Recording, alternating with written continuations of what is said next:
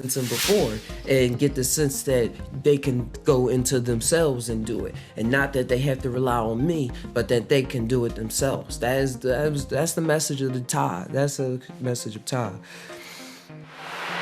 But oh yeah, I was say when she said you really helped to know people like me, I had a vision of Joe Rogan when Grant said that. He's like, sign me up. I was like, no, don't kidnap Joe Rogan. We need him. But that is the sense of how he was able to lock these people up underground. Happened the story. He was able to lock these people up underground and what sort of looked like a fish tank, what resembled the fish tank, and what we find out in part 2 is actually a fish tank that exists in another dimension. It's a fish tank that exists in another dimension. So this is how Hap is looking at him. He's looking at him as these experiments, as just watching them go around. And you know, fish, you seem like you don't really communicate with them, but they have this whole world of thought that's going on. And that's how I see he was living. That's how he was treating them. He was treating them just like fish in an aquarium. Even to the point where he wanted to drown them and fill their head up with water. And it was another part where he was real interested in how when he recorded her brain during her NDE, how it was similar to the sounds of Saturn, and that NASA so-called recorded out in space during one of the Voyager missions, on one of the Voyager satellites that went out. And you can find this on YouTube too. I actually ran across this video in my own experience a couple years ago. The different sounds of the planets, different sounds that the planets make that was recorded. He was saying, yo, this he was theorizing. Now, yeah, this is where you was in your NDE. And a lot of us ask that question. A lot of psychonauts ask that question, like, are these places that are journeyed to, are they real? Do they exist? Or are they just conjured up by the mind, hallucinations? What is an hallucination? Man, it goes real deep. Like I see, I can't even say. I see hallucinations as just this. Like we hallucinate reality, but we also exist in reality and outside of reality at the same time. And what does that word reality even mean or entail? So this is all the awesome points that the OA touches on, and that we touch on too. So yeah, it was like, are these places real? Are these places real? And in my experiences after trips or during trips, with the mushroom, I would be like, man, did I just arrive here because I just made this decision a while ago? Like sometimes I feel as though me personally, I stepped into another dimension because of a decision that I made, especially during a trip. It's just, I feel like I just stepped out of something and stepped into something else. But everything seems the same, but it's not the same. But it's like the same picture is still on the wall. The wall picture didn't change, but just how people will probably act, or just the way the air smell. It's just my experiences. And locking them up, they weren't able to remember their NDEs. They weren't able to remember, so they would just wake back up like, oh, what happened? So this to me is similar to that, just having a dream. He was basically just recording their dreams. He was forcing them to have a dream and was recording it thereafter, because they wasn't. So after a while, they wanted to know what was going on. What is going on? Why is God keep gassing us and we waking up, passing out and all of this stuff? Why are we here? So they started coming up with a plan to suck up the gas so that they can know what's going on, stay awake during this experience. And Homer is one of the first people to go there. Homer is one of the 5 people locked up underground. So he goes, and eventually he is able to, what they say in the show, die awake. Take the trip. As I put it, take the trip, man. Take the 5 grams, take the hit of the DMT, take the hit of the LSD, awake, instead of going into the realm when you sleep. Because I'm a very, very lucid dreamer. I record my dreams and everything. So that was another awesome thing that I saw happen in the OA. But I'll get to that because that was more part 2. But this is part 1.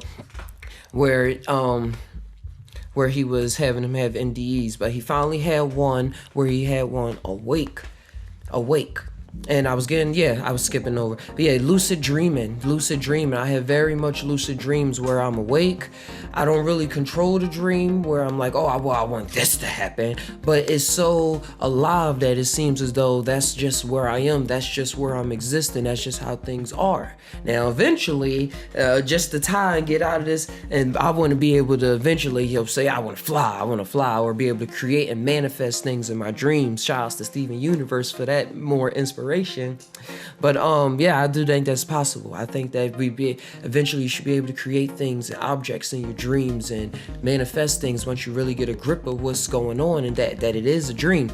But to get back into the show, I have very lucid dreams where I breathe. There's characters that I sometimes see that in my regular life. I have family members I talk to, and even strangers. I talk to strangers all the time, like faces that I never seen before. I know that's rare. My grandma brought that up, that people don't usually see faces that they don't recognize, but I see them all the time. And so comparing that to a psychedelic trip, it seems as though during one of my psychedelic journeys, I went into one of my lucid dreams before, and it was wild. It was cool. I can't really remember right now. I made a video on it, but during one of my trips, I went into my lucid dream. So, tying it back into the OA.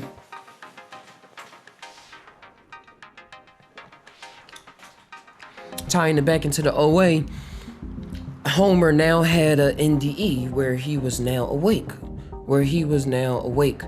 And what he witnessed was him lucidly traveling through a psychiatric ward in the ventilation system, which really ties in as a foreshadow to what happens in the second season, and a synchronicity, because he was actually in another dimension when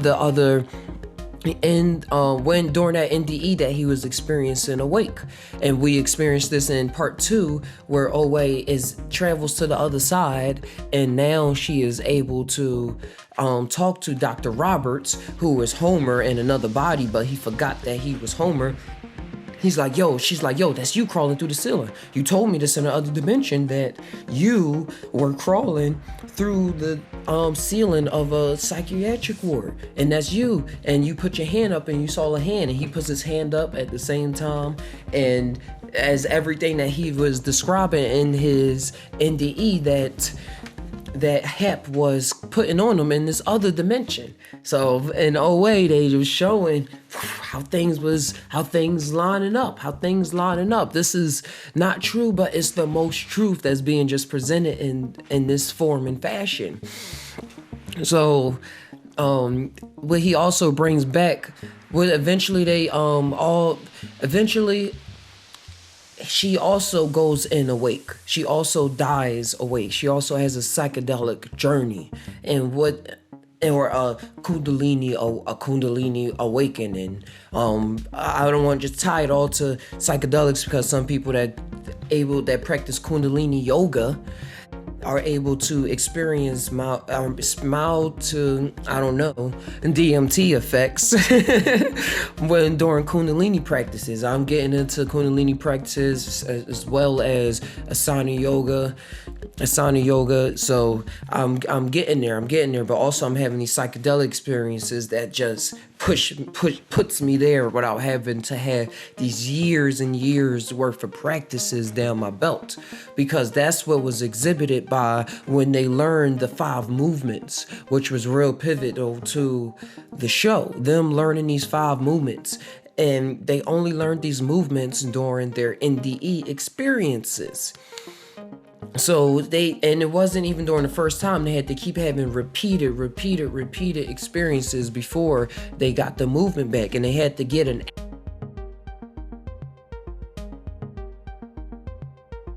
an animal and eat it. They had to find a live animal, because this is what the lady told her. She met a lady during her first near-death experiences, and she met it again during her second NDE that she had when she tried to run away, and Hap hit her in the back of the head and caused her to have another NDE that he was unaware of, that made her again cured her blindness. That was how she cured her blindness. Was just to go back, I'm tying all around, guys. She cured her blindness by having a second NDE experience. So that ties in what I was talking about in the beginning of this show, where I was saying how during these psychedelic experiences, you start singing that I once was blind, but now I see. Like, that song becomes a reality. Ooh, please believe me as much as you will.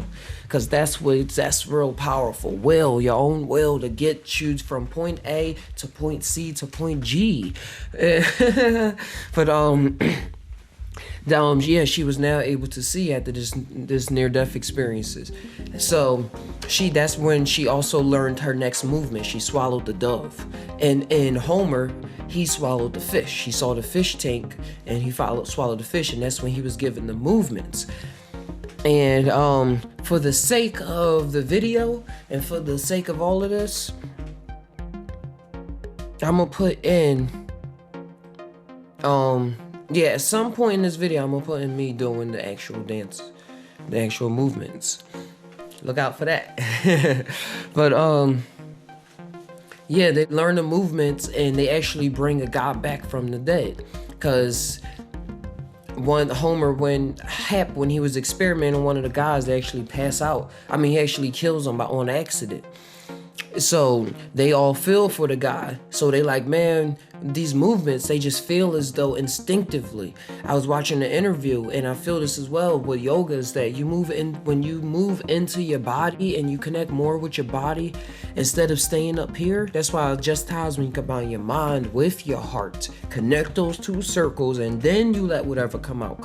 Because a lot of us exist in our head, so logical, so reasoned. So we gotta get to point A, point B, point C, point D, when really you can get from point A to C to G to, like how I was saying before. And those instincts exist in our body. They don't exist in the mind as much as people want to believe based off their experiences. So with the movements, you're able to move into your body and experience what your body is telling you. And their body was just saying, yo, practice these movements day in and day out.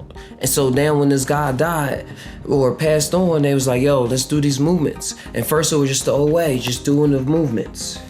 Just doing it. And then Homer saw that she was so inspired that her all was into it. That was her single thought. She was focused on a single thing. Nothing else was coming. No other thought was coming to distract her. A single entity, a single thought rose up in her to now move the body in the way that it needed to be moved for this instance in time, for the reality of everything to be happening. So now Homer is like, okay. Doing everything, and it was so cool. It was so inspirational. And then the guy got up. He got up, saw the blood being all back into his nose, and he got up. And that's when Hap was like, "Yo, what the hell is going on? These subjects is real. There's a lot going on. It's a lot going on." And as they call this, the Lazarus effect. I don't know if the episode has Lazarus in the title, but it should, because this is what happened when Jesus resurrected Lazarus from the dead. He was dead for a couple days. He opened up the tomb and he went. Nobody saw what he was doing, but he did something, and Lazarus came and walked out, and everybody witnessed him being alive. This is so-called recorded in history. So why is it not possible? Why is this not possible? Guys, just tie. I only say people think it's not possible because people told you that you don't have the power to do it. Man, we go on tie, guys. That's how we go. Because when talking about this, I don't know how real I wanted to keep it, but it's as real as what's going to come out while I'm talking. I'm not going to whatever happens, just happens.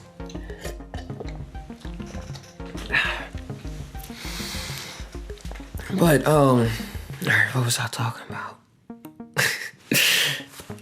Yeah. She's telling the teenagers all the stories about what's happening about her, and all of them is getting together, and that story is interesting because of how people it's a lot of skeptics, and then there's people that's just willing to believe. I heard her talking about this in an interview as well, Brit, and how some people are just willing to believe, like the artists, the poets, they latch on to the mysteries and dive in head first. And there's other people that's skeptic that just need a little more doing, and there's other people that's like, I don't know if I'm ever gonna be up with that. You need some help. So that's how I see it playing out in my reality. That's why I'm just like, if it would just Taj, I'm not telling you to believe anything that I'm saying. I'm just letting you know the thoughts that are coming through my mind as they come out. So it's the same story. It's the same story going on. And yeah, HAP. That's what I was saying, the Lazarus effect. That's why I was on the Lazarus effect. And the power that we have within us that a lot of people don't even want to even try to believe or try to conceptualize upon. And this is what HAP brings to the table with Leon, the other scientist that he meets that also has prisoners. And this what separates them, because he's like, yo, my people really, they brought somebody back from the dead. Like they got it. Yo, I really think there's something huge to this. And they bring up the many worlds theory. Leon brings up the many worlds theory while HAP latches on to what he calls the forked reality theory. And the many worlds interpretation theory I heard of all growing up from scientists, that all realities always exist, that every possibility exists. Like me picking up this cup right now, it's another reality where I didn't pick up the cup. And then it's another reality where I'm just now picking up the cup, just now talking about what I just talked about 5 seconds ago. And then it's another reality where this show don't exist, and then it's just everything always, as infinite realities always happening, everything. But HAP brings forth this theory that reality works by being forked, based off of decisions, based off of things that happen, that reality splits and forks and works like that. And what did I write? I wrote multiple, no. Where is it? Yeah, forking realities, where reality actually forks to different paths because of an event. You can now change your destiny as long as you have will and willing to leave something behind. But you can change your destiny. But it comes with that. It comes with something. You gotta leave something behind, and you gotta have a strong ass will in order to traverse it. And I see a lot of people that don't have a strong will, that try to mess with psychedelics, they get a little murked up. And we all get in that dark night of the soul, get all through those things, but traversing the realms get a little scary and things get messed up and things. But you develop the will of the sword, the will of the wand, as you will too. As I would say too, the wand, the magic wand represents the will, directed into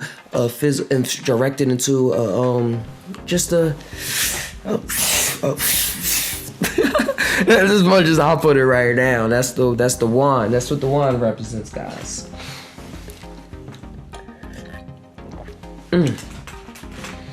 And another cool point. Part 1 was the invisible self. Oh wait, no, I was still on to the fork realities and the multiple world reality interpretation, because the fork reality is seems like what the psychedelics has been having me ponder upon in my personal life and on the channel, about the decisions that I'm making in life is changing my life. And it's changing my life for the better, and it feels as though it's me making it, but I do have a huge sense that it's a huge grander thing going on. And tie about the plane of effects and the plane of causality, how this could be the plane of effects and the plane of causality is up there, and you can make no change. And I always was coming upon, you cannot make no change in the plane of effects like here, but you have to go somewhere else in the plane of causality. There's some alchemy. Check out the Kabbalion for a study reference if you don't have this experience under your belt. And on the plane of causality is where you're actually able to make change. So then it trickles down to the effects, because that's where things are being caused. That is the cost of things. And this is just the plane of illusion, where things is just the effects of things that's always already going on. And during my trip, I felt a couple trips, I felt as though I was being reminded as well too, that I was taken out of reality. Check out Real Spirits Dynamic on YouTube, where I made a simulation theory video where I made animation for this. But I was taken out of reality, and since I was taken out of it, I was shown how people were living out a story that was created by this hand. That's all I saw of that.